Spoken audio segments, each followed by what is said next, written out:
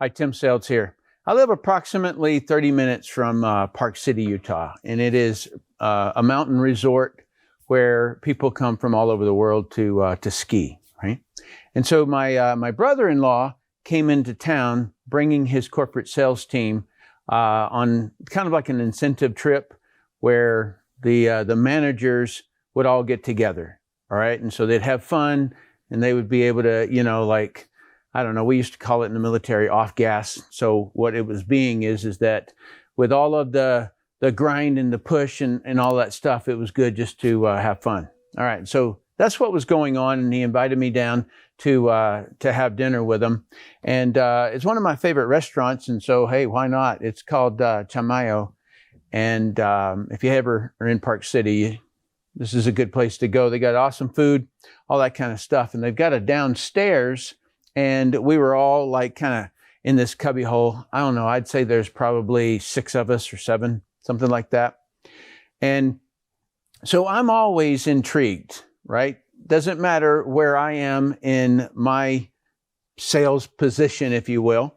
I always like to learn. I always like to study. I like to sit back and listen. You'd never believe, how little I talk when I sit at a table with people from another industry.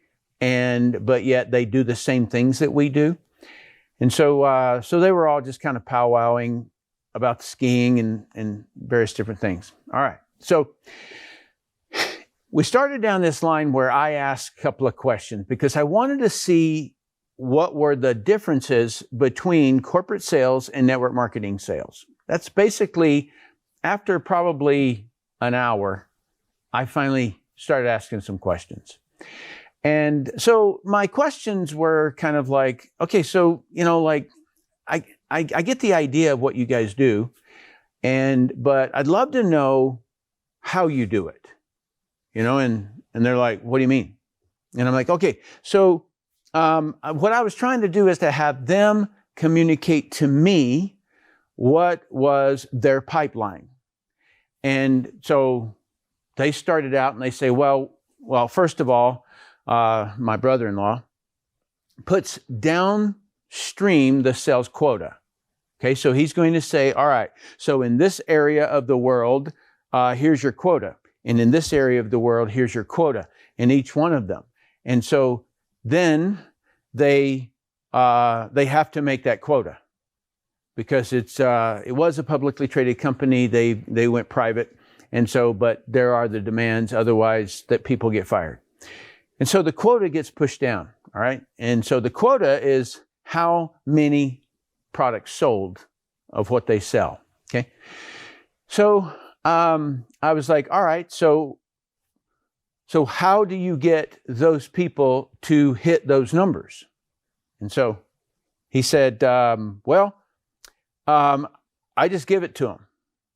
And so, a little bit frustrated on my side, I was like, how do I ask this question? And I said, okay, so where is the point at which somebody has to pick up the phone and call somebody? And they say, oh, yeah. So they're all sales managers. And so they say, it's our salespeople. And I said, okay, very good. All right, so how do you guys do it?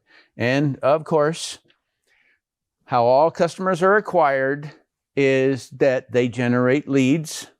And the way that they generate leads is that they go outbound, having to do with this selling this printer software. And so they will basically hit different businesses that have printers and with some sort of an advertisement. Okay, so when somebody fills out a form, it comes in as a lead. All right. How is that like network marketing? Same thing. Okay, so somebody generates a lead on social media. Somebody generates a lead having to do with a product, right? So you can do it that way. So if let's say that in network marketing, you wanted to target a particular group, like maybe insurance sales or real estate agents or something like that, right? So you send an email, somebody fills out a form. Okay, so they're a lead. They have some kind of an interest. And now you're going to contact that lead and then set an appointment to see a presentation of some kind. Could be a video, could be a Zoom call, whatever it is. They follow up with a person, you serve the customer, and you make money. So next question I asked was, and this is what I was really getting at in the beginning of this video when I said yet another reason that I love network marketing. And so I said, how do you guys go about getting your sales reps? And so they said, well, we run advertisements and we ask the current sales reps if they know any people, things like that. And so we'll give them some kind of a bonus or something. So now you get the idea. So there isn't any different. That's what I was really realizing, except until this one point. And I said, so do you guys work on a salary plus a commission? And they said, yeah, we do. And I go, okay, so, how much is in the salary and how much is in the actual sales so that, you're rewarding the people who are really getting stuff done? And he says, well, that's kind of the tough part. And as I dug into this thing, I was absolutely baffled. Never did I know this part of the corporate side of the sales world. All right. So what they began to describe was the horrific upsets that occur because that somebody in another country, let's say, hires a sales rep to come in, and then that person, based upon the laws of that country, they can't fire them. In other words, they're not doing the pipeline, so they should be fired, right? But in different countries, France was one of them that they mentioned, where once you hire them, like, you're married. You're either going to pay them or you're going to pay a high attorney bill and probably a long severance to get rid of that person. And I go, what? Are you kidding? And he said, yeah. And I said, well, so can you vet them? Can you like have them on a trial period or something like that? And he says, some places we can and some places that we can't. So, all right, all of you, well, most of you probably know that I have come out with a number, and that is 1 out of 40 people that I bring into the business is going to actually do the pipeline in a high quantity. Okay, so 1 out of 40. And so let's say, 1 out of 20 will do a little bit. And then, but there's going to be a whole lot that do absolutely nothing. And so that's the reason that I did the comparisons to real estate and did comparisons to actors and entertainers and all kinds of stuff, right? Because I knew this was how you grow any organization, whether it be a church or a religious, a church or if you're working within politics or if you're working in nonprofit or whatever it is. Any way you want to grow a business, you're going to have to do this pipeline. It's the one thing that every business must do. And so I was very fascinated that you can't fire them. So you just kind of have to acquiesce to whatever their demands are. So they literally can do nothing. Once you hire them, they can do nothing. All right? Like now, let's talk about business ownership. What kind of business would you want to own? You'd want to own a business that you're rewarding the people who are actually doing production, especially in the sales arena, right? Well, any arena, really.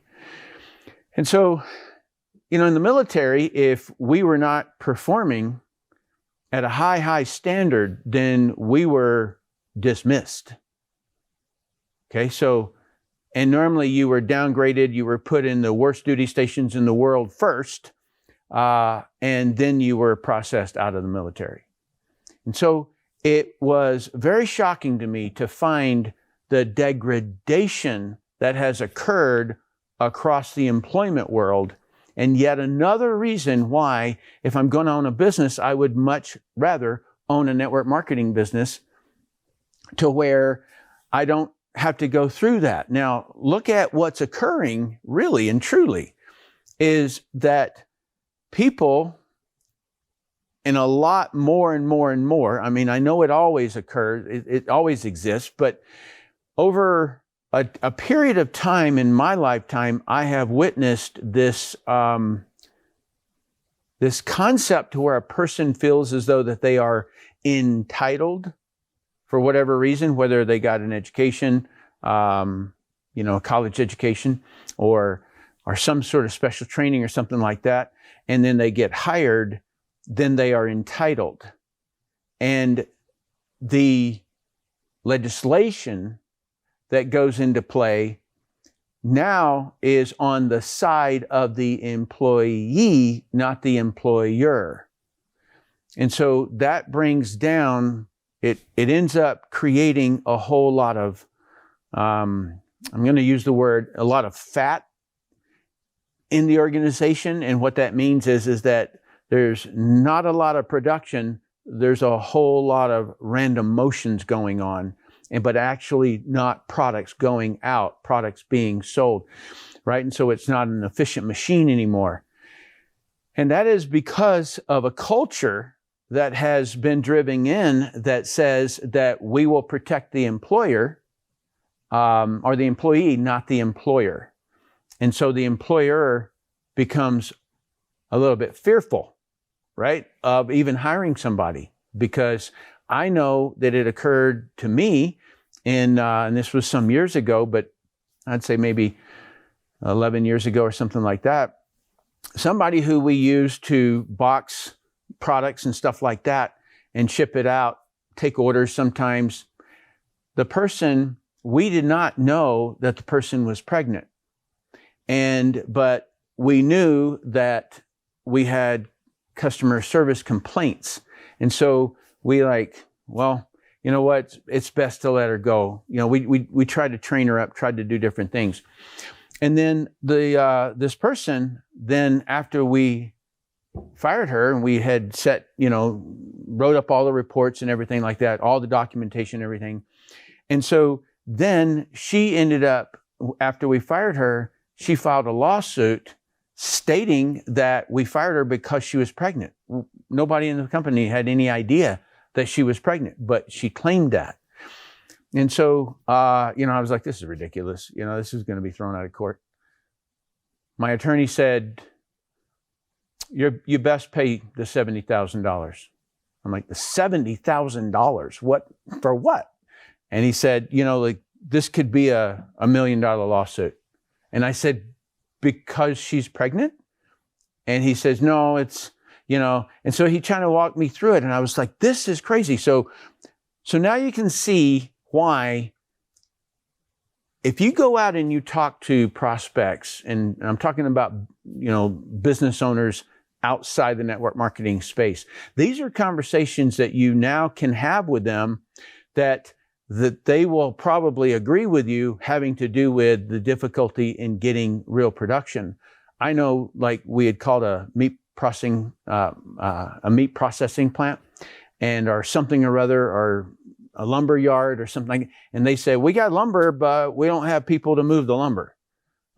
We've got meat, but we don't have people to process the meat, and things like that. And so there's a lot of employment problems and that's going on. And so these would be good people to contact. So anyway, I just wanted to share that with you because I had never looked at this side of the corporate world before, but it's a big deal. So comment down below. Let me know what you think. Have you been in a business that had that situation to where that, like the owners of the company are fearful of firing people and things like that? And so I'm not talking about a person who's really doing production, but it should be, to me, an honor to get a job, an honor to serve so that I get paid, right? And so, but that doesn't seem like the culture, the way these guys were talking anyway. So anyway, comment down below. Let me know what you think. Also, we have a Telegram channel if you want to ask questions in the group, and I can answer those from that direction. And also, so just thanks for watching. I appreciate you watching this video.